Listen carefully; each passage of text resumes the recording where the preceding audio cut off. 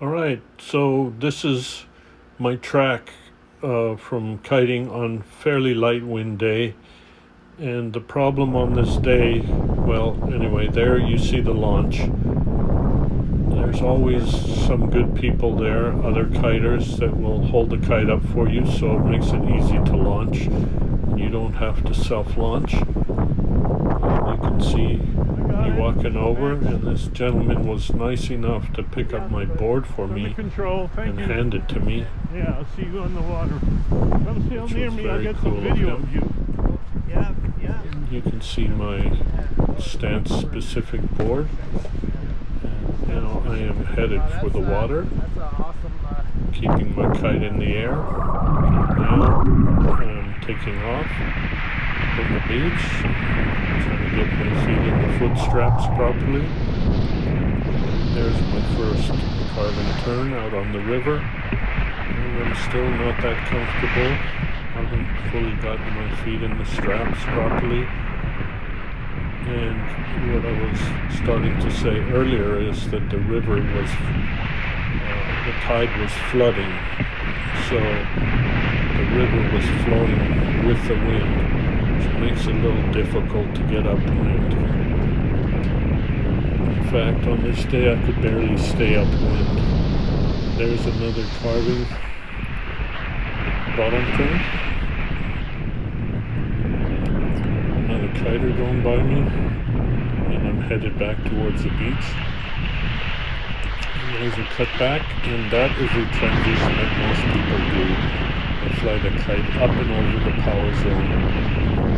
When you see me diving the kite, that is called a power stroke, because that gives you an acceleration. It generates power because gravity is pulling the kite down. See that I have to work the kite quite a bit in this video because of the light wind. And this is a big kite, folks. This is a 60-meter kite. It's an old kite, like all my kites. This is a 2015 kite. I can't justify spending $3,000 on a new kite, so I fly these older kites. And I need to tell you that it's all about the board for me. The right board, an old kite works just fine.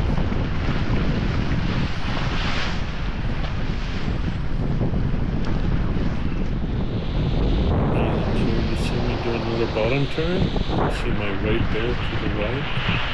Kind of cool with this 360-degree camera. This is our beautiful summer days here in Northern California.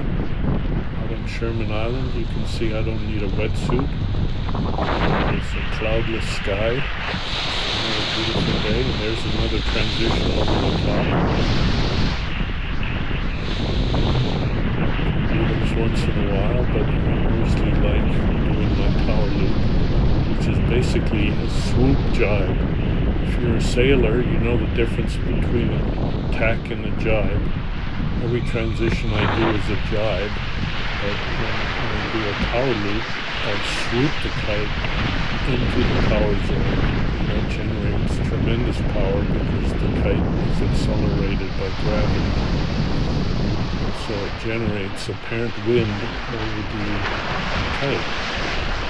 And here I'm unwinding my lines, which is kind of fun. You can see I just yanked on one of the steering lines. I've got a new camera position here. I'm trying this out for the first time. I like this. I can actually look back and see the camera right over my right shoulder. Here I'm going to do it again in a minute, I think. Yeah. Okay, there's the bottom turn.